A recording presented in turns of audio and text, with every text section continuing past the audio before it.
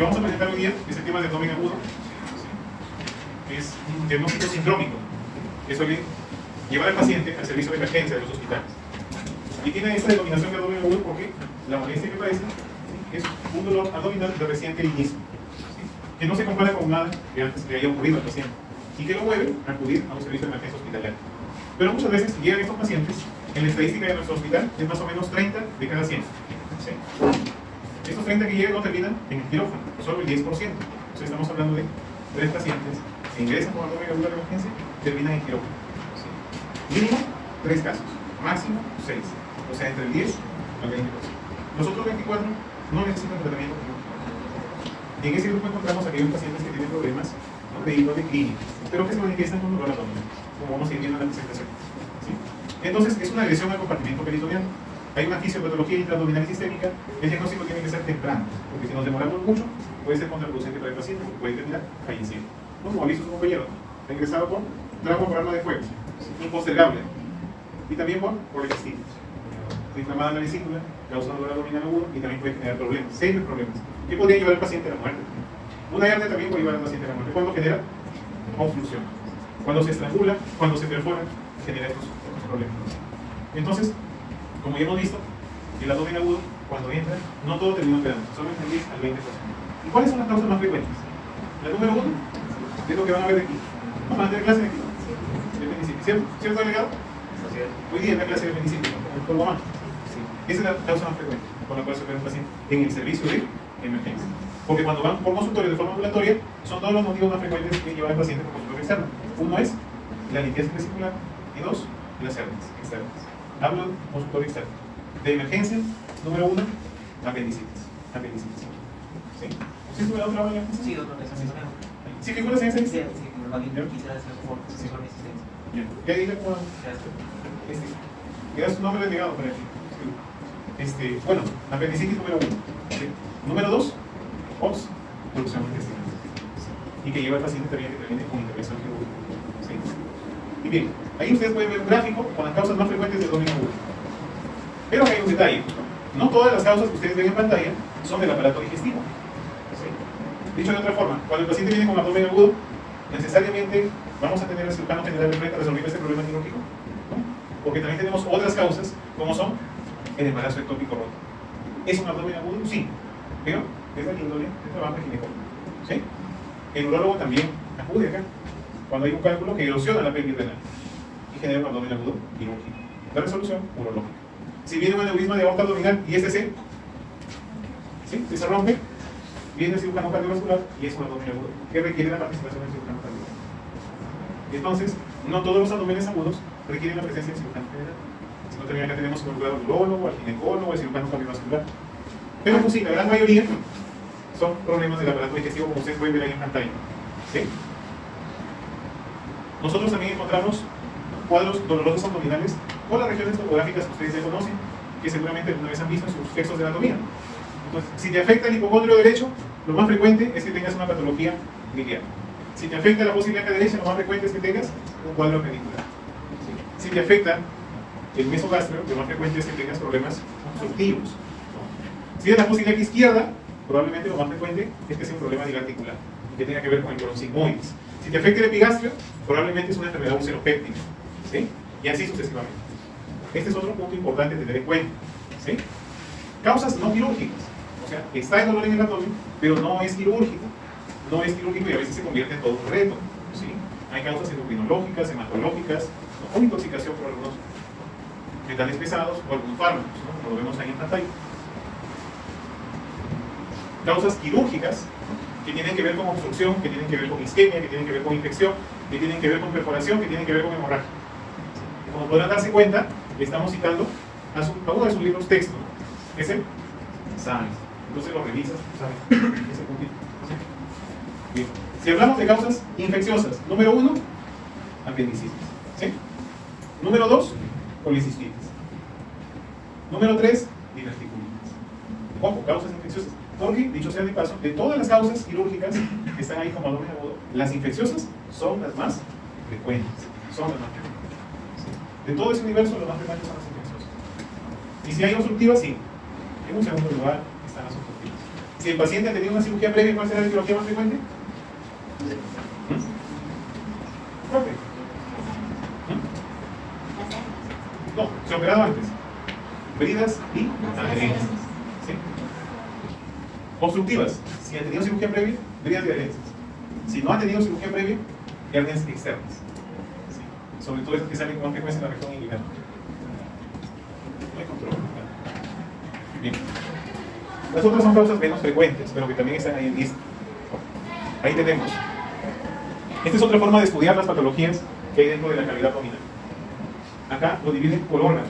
Ya no por región topográfica, ya no por causa infecciosa, obstructiva, ¿no? Acá lo dividen por órgano. Y dicen así: al estómago le puede dar un cáncer, al estómago, ¿no?, le puede dar un trauma, o al estómago le puede dar un proceso inflamatorio, se termina ulcerando, perforando y generando problemas. ¿Sí?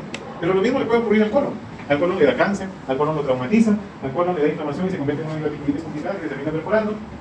Y así sucesivamente. Lo mismo pasa con la vesícula, porque hay cáncer de vesícula, hay inflamación de vesícula y el trauma de vesícula. Y así todos los otros. ¿Sí? No, pues si viene el paciente con un trauma, como el que tú has sido testigo, ¿sí? ¿Por dónde entraron los proyectiles? ¿Recuerdas? ¿Por dónde entró? Mesogastrio, hipocondrio, ¿sí? Hipocondrio derecho, izquierdo, uno en cada lado. Entonces, tenemos que referenciar nuestros. ¿Sí? Se va a depender de cómo se presenta el caso. Origen extraabdominal. ¿Sí? Me estoy infartando y el dolor se irradia, porque el diafragma está inervado por el nervio frénico y se irradia acá en la región abdominal. Me estoy infartando. Hay que evaluarlo bien, porque a veces lo quieren pasar así. En medicina interna lo pasa así. Se hace su preoperatorio, ¿sí?, cubierto quirúrgico, lo metes a sala, laparoscópica o abierta, entras, no hay nada. No hay nada por acá, no hay nada por acá, no hay nada. Salgo y ¿qué le digo al familiar? No hay nada. Se están infantando. Me equivoqué. ¿Está bien? No, porque le debió haber hecho un electrocardiograma. ¿Qué electrocardiograma? ¿No le dio un celular? En cualquier caso, porque el problema está en el abdomen, no le examinas el corazón, no le escuchas los pulmones, no le escuchas el corazón, no tomas sus pulsos. Y lo que es peor, a veces no quieres hablar con el paciente. ¿Entiendes? Y este se ve diferente. De repente la perspectiva del colega que está haciendo la consulta no es la correcta. De repente te hacen para que lo presten al servicio y tú se lo devuelves y te dices: oye, esto es un infarto. Y ya nos ha pasado el año pasado. Y un internista nuevo, seguramente lo había visto tanto así. Urgía que lo pasen a cirugía porque tenía dolor, pero en realidad se está infartando. Y no necesitaba que lo operen. ¿Sí? Puede que tenga una neumonía, también es otro problema. Neumonía basal, diagnóstico diferencial, de abdomen agudo. Entra a sala, lo abre y no hay nada. Es una neumonía. Porque estaba afectando la región abdominal. ¿Sí? Entonces, nosotros tenemos que estar bien seguros si estamos frente a un abdomen agudo y, sobre todo, si es que esa resolución quirúrgica. ¿Sí? Hay problemas metabólicos, hematológicos y otros síndromes menos frecuentes. Ahí, por ejemplo, tenemos neurológico, sabes dorsal, torácico, infarto, neumonía, causas endocrinológicas, causas hematológicas, ojo, causas extraabdominales, causas extraabdominales. Pero también hay abdominales extraperitoneales. O sea, están en la región del abdomen, pero están por fuera del peritoneo. Se entiende que es el peritoneo parietal. Y ahí ponen como ejemplo, ¿no?, la ruptura de los músculos rectos anteriores del abdomen. De repente por un trauma. El problema está en el abdomen, pero no dentro de la cavidad, sino es extraperitoneo. ¿Sí? Y esta es la fisiopatología del abdomen agudo.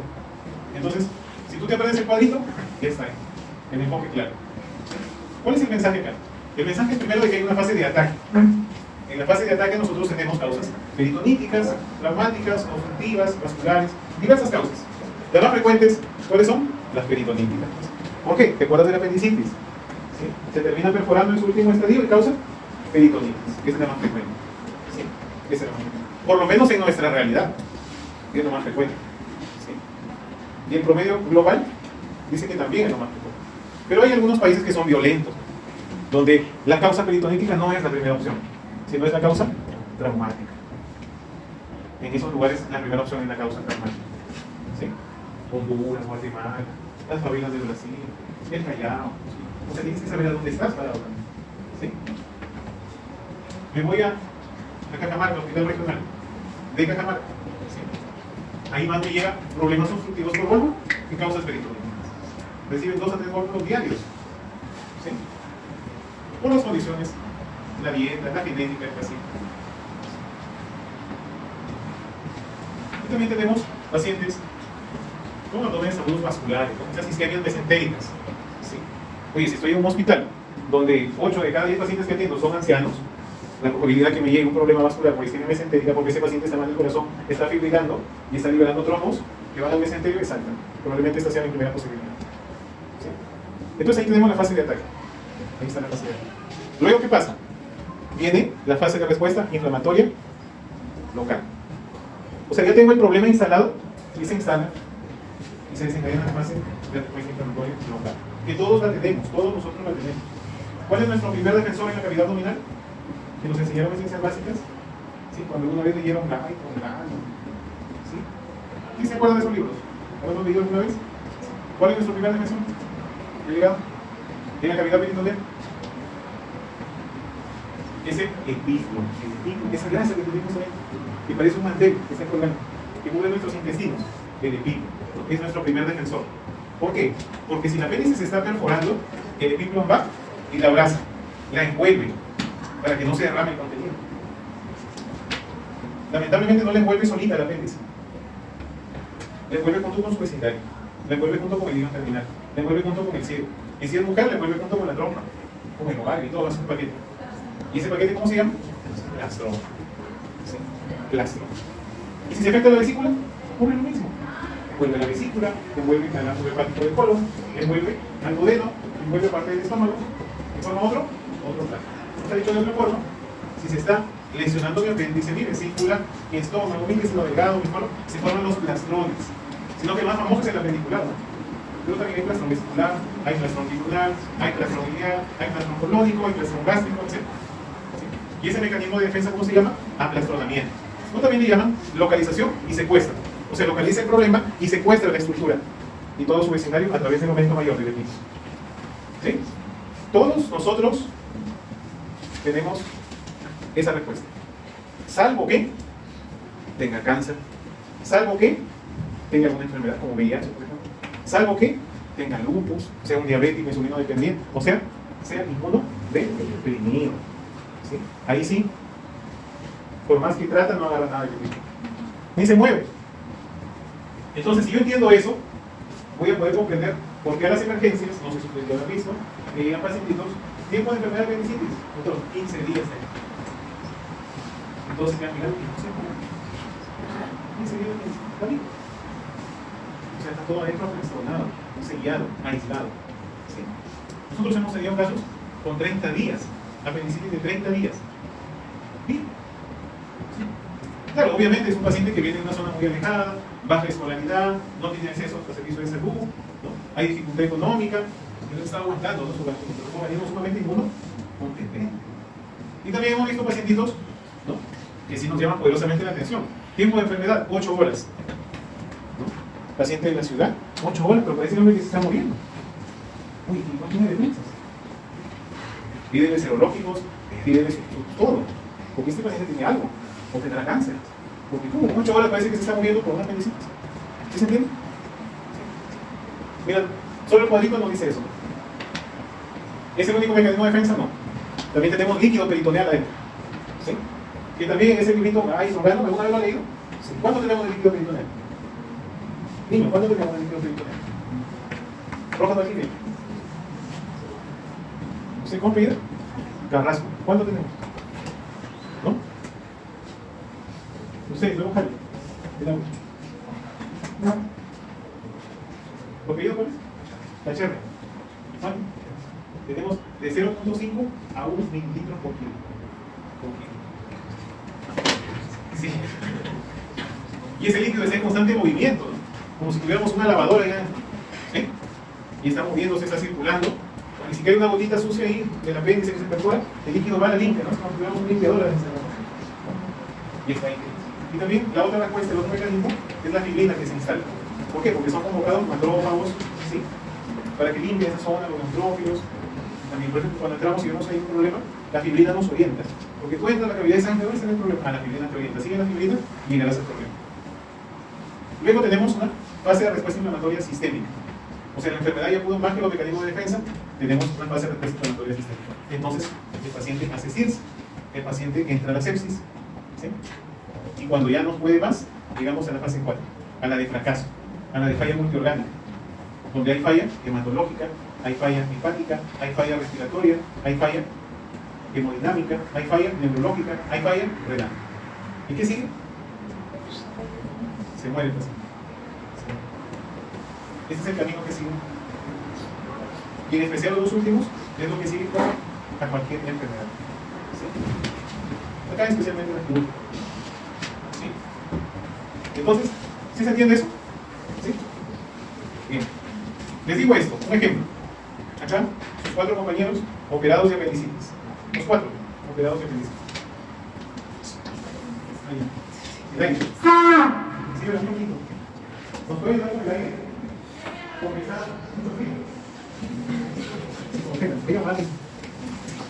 Bien, los 4 han sido operados de apendicitis. Los 4 sobrevivieron y coinciden en consultorio externo. Son hechos reales, ¿eh? Coinciden los 4 en consultorio externo.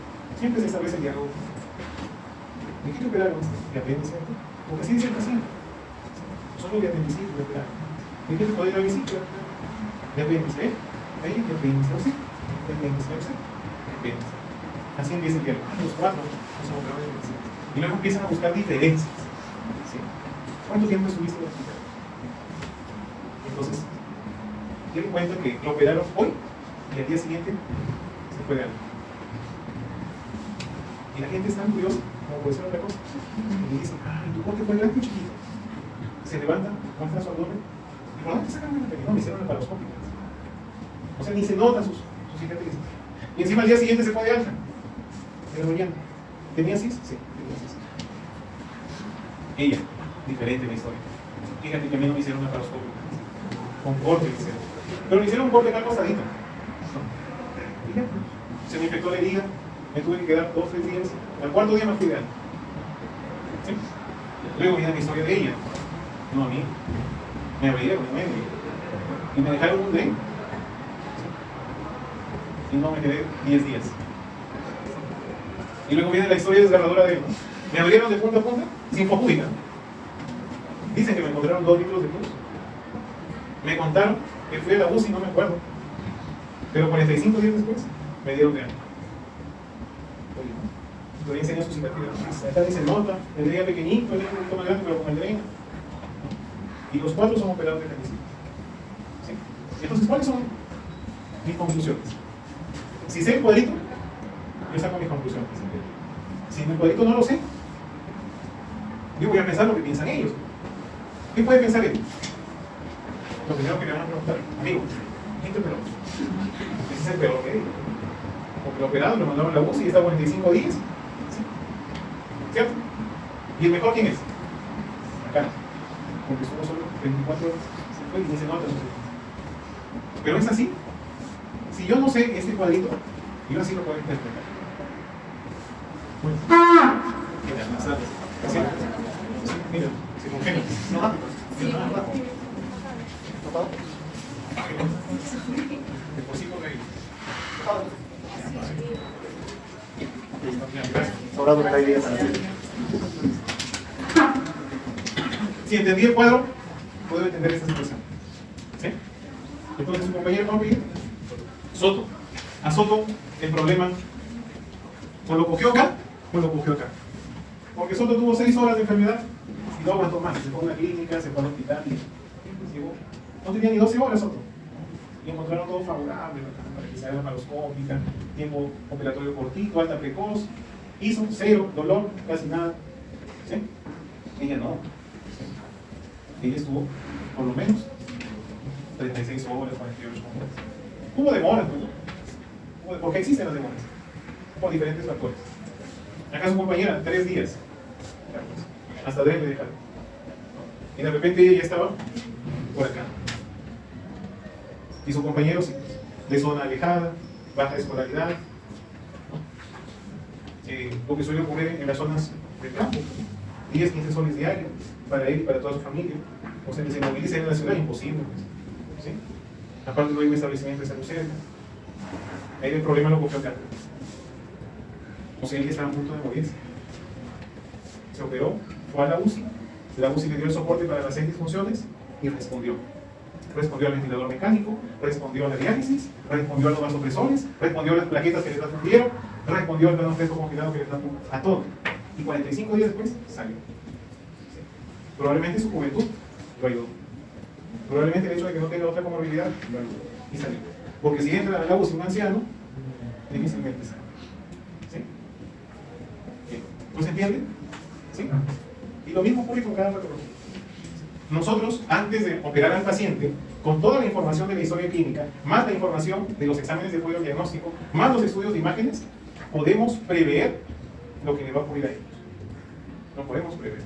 Y le explicamos al paciente, si es que está con el uso de facultades, y a su familia. Yo a él, en muchos casos que hemos tenido, ¿no? Le digo, señor, su familia, va a ocurrir esto. Lo vamos a operar, la incisión va a ser grande, vamos a lavar la cavidad, vamos a reparar la base del apéndice porque seguramente está perforada, vamos a dejar dientes, va a ir a la UCI, ¿sí? La probabilidad de que salga es 50% y de que muere es 50%, tenemos que ir siguiéndolo día a día, ¿sí? La herida se le va a infectar, probablemente hay que estar curando su herida, hay que abrirla, o sea, le explico como 10 cositas, ¿sí? Y ocurre todo, tal cual. Entonces, ahí estamos con la familia. Sí, ocurrió lo que usted nos dijo, lo llevaron a la UCI, se infectó su herida, la navidad, lo están curando, está saliendo pus por los drenes, todo. O sea, todo antes de que suceda lo explicamos. Entonces eso te ayuda a generar empatía con el paciente. Oye, si no me explico, ¿qué piensa? ¿Qué pensaría? No me explico. ¿Qué ocurre todos esos eventos? ¿Qué se hizo mal? ¿Qué están creyendo su muerte? ¿Sí se entiende? Ustedes van hacia allá, van. Conforme van avanzando, van a seguir. ¿Sí? Por eso es que tienen que estudiar, prepararse, ¿sí? Para que tú lo orientes bien al paciente. ¿Sí? En cualquier campo en el que estés, y en cualquier especialidad en el que estés, lo orientas. ¿Sí? Y le dices lo que va a ocurrir antes de que suceda, porque todo está escrito. ¿Sí? Y ahí tenemos lo que hemos mencionado. ¿Sí? ¿Por qué el paciente hace disfunción multioral? ¿Por qué? Porque nosotros vemos afectado acá el endotelio. ¿Sí? El endotelio. Acá está. Lesión del endotelio vascular. O sea, el endotelio que reviste los vasos sanguíneos, en el riñón, en el hígado, en el corazón, en el pulmón, se ve afectado. ¿Sí? No está bien irrigado, está hipoperfundido. O sea, le falta oxígeno. Entonces, el metabolismo que es aerobio se va a tornar anaerobio. ¿No? Y el paciente va a tener una elevación del, ¿qué se torna anaerobio? Una elevación del ácido láctico. Entonces, si tengo un paciente al frente, ¿sí? Con elevación del ácido láctico, ¿cuál es el valor permitido máximo? 2. ¿Sí? Pero si tengo un ácido láctico en 5, en 10, en 15, significa que el paciente ya se está despidiendo.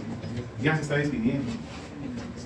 Entonces, cuando le decimos al interno, de los pacientes que hemos programado, de los 3, ¿cuál es el que está peor? Para que entre el primero, pues, porque si no se va a ir. El interno va y rebusca en la historia. ¿Qué está buscando? El valor del ácido láctico.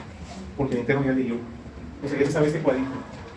Si te busca el ácido láctico, este tiene 8 de ácido láctico, este tiene 5, este tiene 100, tiene 2.5, este está subido. Aquí me sale muy allá porque este se va a morir. Entonces entramos primero. Segundo, tercero. ¿Sí? ¿Qué ha utilizado estos conceptos? ¿Sí? ¿Qué se entiende? Bien. Bueno, ahí tenemos el compartimiento peritoneal. Ya saben que hay un peritoneo parietal y uno visceral. El visceral reviste las vísceras sólidas y huecas. El otro reviste periféricamente, ¿no? Está con línea roja. Hay un mesotelio. ¿Sí? El peritoneo es el tejido complejo, amplio, pero su unidad funcional es el mesotelio, que reviste no solamente la cavidad abdominal, sino también la pericárdica, la cavidad alveolar, y su célula funcional es la célula mesotelial, que tiene todas estas propiedades de convocar a todas estas células para hacer frente a alguna agresión. Bien, entonces el peritoneo es el que nos protege con sus células mesoteliales. Nuevamente citamos a Savinson para que lo lean. ¿Sí? Entonces, cuando hay un líquido que no es normal dentro de la cavidad peritoneal, ¿no? Y se inflama la lámina peritoneal, a eso se le llama peritonitis. Puede ser primaria, puede ser secundaria, puede ser terciaria. ¿Sí? Una peritonitis es primaria cuando todas las vísceras están intactas. ¿Sí? y el líquido peritoneal sea contaminado por translocación bacteriana. Por translocación bacteriana. Esto no ocurre en cualquier paciente. Generalmente los pacientes cirróticos y nefrópatas son las principales víctimas. ¿Sí? No ocurre en cualquier paciente. Y el diagnóstico de peritonitis primaria es un diagnóstico de exclusión. No es que yo diga, no, tiene peritonitis primaria a priori. No, ya le estoy descartando que tengo un problema neumológico, ya le estoy descartando que tengo un problema de tubo digestivo, ya le estoy haciendo cultivos, ¿no? Miocultivos, hemocultivos. Todo me da negativo, pero sí es con fiebre. Bien. Y es cirrótico o es nefrópata o es amosa a la vez. A ver, hay líquido libre, ingresemos por vía imagenológica, tomemos un poco de ese líquido como muestra, ¿sí? Y mandémonos en su cultivo antiviral, un positivo. Peritonitis. Pero ya le descarté los otros focos, porque como repito, es diagnóstico de exclusión. ¿Sí? La más frecuente es la secundaria. Esa sí, porque es la más frecuente. Toda víscera que se perfora es sinónimo de peritonitis secundaria. Entonces la perforación appendicular, la perforación vesicular, la perforación del colon, la perforación de... todas son peritonitis secundaria. Y terciaria, es una definición poco común, casos poco frecuentes, en los cuales un paciente ya se operó, y se ha operado siguiendo todas las normas que dice el protocolo. Pasadas 48 horas, empieza otra vez con fiebre, empieza otra vez con secreción purulenta por los drenes o por herida. Oye, ya se fiebre, pero ya no hemos operado, ya pasaron 48 horas, hemos lavado bien la cavidad, ojo, todo macroscópicamente. Muy bien, entonces, o sea, no entiendo por qué esta peritonitis terciaria. Van a subir ese líquido por el ligero. Muchas veces necesitan reingresar esa líquido para otra vez lavar la cavidad, colocar drenes. Y si es un organismo que está con las defensas en picada, los hongos son los oportunistas número 1. Entonces, no le estábamos dando nada para los hongos, le instalan terapia antibiótica y mejor. Esto es poco frecuente, no se preocupen. Se describe. Ahí está, primaria, secundaria, terciaria. En la primaria, con el cultivo y antibiograma de líquido, yo doy terapia antibiótica y nada más. Y por lo general son monomicrobianos. En la secundaria, además de la antibiótico terapia, yo tengo que operar. En la terciaria, tengo que dar terapia antibiótica. A veces hay que operar. No tengo muchos días que la secundaria es polimicrobiana. La terciaria puede ser mono o polimicrobiana. Bien. Y luego tenemos estas definiciones, ¿no? El dolor visceral y el dolor somático. El visceral, ya saben que es un dolor vago, es un dolor inespecífico, como el que ocurre al inicio de la apendicitis. ¿Dónde te duele? No, epigastrio, sobre todo. Estoy como empachado, ese paciente. Todo me duele. Y luego cuando se torna somático, ahí sí puedo decir, como le digo, acá es el dolor, porque ya migró. Más vale la posibilidad que dice, sí.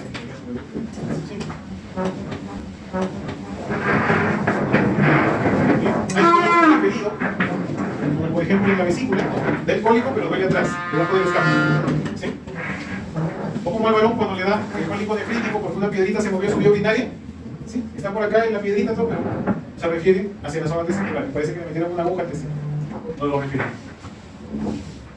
Entonces, el cerebro recibe información nociceptiva, epicrítica, protopática, del sistema simpático y parasimpático. Lo procesa y permite una respuesta hacia los músculos parietales y se contracturan. Es por eso que yo, con esta definición, me puedo dar cuenta. Un abdomen agudo es quirúrgico cuando tiene una contracción de la pared abdominal anterolateral involuntaria. En cambio, cuando no es un abdomen agudo quirúrgico, no hay ese signo de irritación peritoneal. ¿Sí? Es quirúrgico si tiene signo de irritación peritoneal. ¿Y cómo se define el signo de irritación peritoneal? Por la contracción de los músculos parietales de la pared abdominal anterolateral, pero involuntaria. ¿Sí? Debido al sistema nervioso periférico. ¿Y qué ocurre dentro de la cavidad abdominal? Gracias al sistema nervioso autónomo, la víscera, ¿sí?, sufre una parálisis. Y cuando digo parálisis, estoy hablando de la víscera hueca. Se detiene el tránsito, se distiende la víscera y el paciente pues presenta hilo. Y ahí está toda la fisiopatología cuando el problema es, por ejemplo, un cólico biliar. Entonces, toda esta estructuración hace de la cavidad peritoneal una unidad neuroinmunohumoral, capacitada para una respuesta a la agresión. Cuando nosotros hacemos la exploración física en semiología, seguramente les enseñaron que existen algunos signos patognomónicos de algunas enfermedades, ¿no? Como por ejemplo, hay hematomas periumbilicales, hay unos blancos, el primero signo de Cullen, el segundo de Gray-Turner, hay maniobra y signo de Murphy, ¿sí? Hay el signo de McCurdy, el signo de Robson, todos relacionados con alguna patología. Entonces no se olviden de revisarlo porque saben esto lo describen en esa tablita. Para su examen. Y ahí están las disfunciones de las cuales ya hemos hablado cuando llega el paciente con disfunción multiorgánica. A todos los pacientes hay que pedirles las pruebas de patología clínica, ¿no? Exámenes de laboratorio. Pero también es necesario pedir estudios de imagen a veces. Como por ejemplo ahí en esta imagen de la izquierda, ¿sí?, encontramos gas debajo de los diafragmas. ¿Está bien que haya gas debajo de los diafragmas? No. Si hay gas, ¿qué significa? Que algo sea perforado. O sea, gas en la cavidad abdominal, ¿cómo se llama? Neumoperitoneo. Neumoperitoneo. ¿Sí? Y es sinónimo de perforación de víscera hueca. En los libros dice, tiene el signo de alas de gaviota, ¿no? Porque es como una ala y otra ala de gaviota. ¿Sí? Y en la otra imagen, un polvo de colosio. Signo de omega, signo de grano de café. Y luego hay estudios tomográficos. Si es que la radiografía no es suficiente, pido tomografía. ¿Sí? Y puedo ver ahí algunas lesiones, como la figura A, apendicitis. ¿Sí? Está inflamada la pared, está aumentado el diámetro, tiene más de 6 milímetros. Y ustedes lo pueden ver. Figura B, apendicitis complicada, ya se está cegando, hay una colección ahí con sus mojitas de aire. ¿Sí? Luego tenemos acá la figura A, ¿no? Se puede observar la mesentérica superior trombosada. Ahí está el trombo en la mesentérica, en su nacimiento a nivel de la aorta. Y durante la intervención se observa un aumento de los sobres de pared del intestino, ¿no? Ahí lo podemos ver, aumento de los sobres de pared del intestino. Se está infartando el intestino. Entonces, historia clínica, con interrogatorio, examen físico, examen de apoyo diagnóstico laboratorial, imagenológico. Si es que hay necesidad de los procedimientos, se hace otro procedimiento, como ahí está el procedimiento. Y luego se llega a una conclusión, y si es quirúrgico hay que operar. Y hay que explicarle al paciente y a su familia todo lo que va a desencadenarse producto de la cirugía. ¿Sí? Luego tenemos por grupo etario, patologías más frecuentes. Es otra forma de enfocarlo esto. ¿Sí? O sea, es un abdomen agudo. ¿Sí? El pacientito está recién nacidito, alguna malformación a tener o alguna enterocolitis necrotizante. Es un adolescente, apendicitis, divertículo de Meckel. Adulto, apendicitis, colecistitis, úlceras. Ancianos, obstrucción, isquemia, tumores. Luego, si aparece súbitamente, se instala en segundos. ¿Qué tenemos? Rotura del aneurisma de aorta. Alta mortalidad. Si se va instalando en minutos, pancreatitis, cólico biliar. Si es gradual, apendicitis. Y acá tenemos diferentes algoritmos, todos tomados de Savinson, que parten de la anamnesis y la exploración física. Si es que ahí las cosas no se hacen bien, el paciente no llega a un diagnóstico. Por lo tanto, ni siquiera referido, o si es referido, es mal referido. ¿Sí? Por eso, si cuando el paciente llega a la emergencia del hospital, tenemos que hacerle su historia clínica nuevamente. Si coincide con lo que dice la referencia, bien, ¿no? Y si no coincide, le corregimos, ¿sí?, la historia al colega que lo refirió. ¿Sí? De esto tenemos un montón de anécdotas, ¿no? Pacientes referidos por urolitiasis, por cólico nefrítico. Hay que hacer de nuevo la historia. Conclusión, apendicitis aguda. Se equivocó el colega del centro de salud, del puesto de salud. ¿Se entiende? También ocurre al revés. Lo mandan por apendicitis aguda, ya está listo todo. Hay que hacer la historia. No es apendicitis. Es un problema de cálculos en las vías urinarias. No es apendicitis. Es un problema de un embarazo ectópico roto. ¿Sí? ¿Se entiende? Lo mismo le ocurre al ginecólogo. Con ellos tenemos más cruces del paciente, ¿no? Le diga al ginecólogo y ya lo examinamos, de nuevo, no es ectópico, es apendicitis, toma. Y también a veces nos diga, oye, este no es apendicitis, es un ectópico, toma. Y nos estamos intercambiando. Sí, por lo menos en la semana hay un par de intercambios. ¿Sí? De los hijos, pues. De los segundos. Por eso lo ideal sería que cuando lo refieras, lo acompañes a tu paciente. Porque se sigue aprendiendo. ¿Sí? Y así vas mejorando ya tu referencia. Porque a veces lo refieres, ¿no? Y llegas al hospital, ya no quieres entrar. Y por aquí no, tienes que entrar, sigue aprendiendo. ¿Sí? Entonces, mira, cuando estés en tu centro de salud y tengas un abdomen agudo, tienes un paciente que puede estar estable y un paciente que puede estar inestable. Si es que está estable, llega al hospital y le hacen todo eso, que ya se mencionó. ¿Sí? Si es que está inestable, llega a la unidad crítica, que es la unidad de trauma shock, en emergencia, lo reaniman y pasa sano. Porque si está inestable, casi seguro que sí, el problema es quirúrgico. Lo reaniman y pasa sano. Si está estable, hay que estudiarlo, pues. ¿Por qué? Puede que sí necesite sangre. Puede que lo observemos, que haya dudas. O puede que no tenga el problema que se dijo en la referencia y se vaya de alta y le den de alta. ¿Sí? Si va a sala y está estable, tiene dos opciones: laparoscópica o abierta. Pero si está inestable, ni siquiera pensamos en el laparoscopio, tiene que ir a cirugía abierta. Si tú lo metes con laparoscopio y está inestable, va a ir peor de lo que está. ¿Sí? Es por eso que aparece la cirugía laparoscópica, pero no es para todos los pacientes. Y la cirugía abierta aún se mantiene vigente. ¿Sí? ¿Sí está claro? ¿Preguntas? ¿Delegado, preguntas?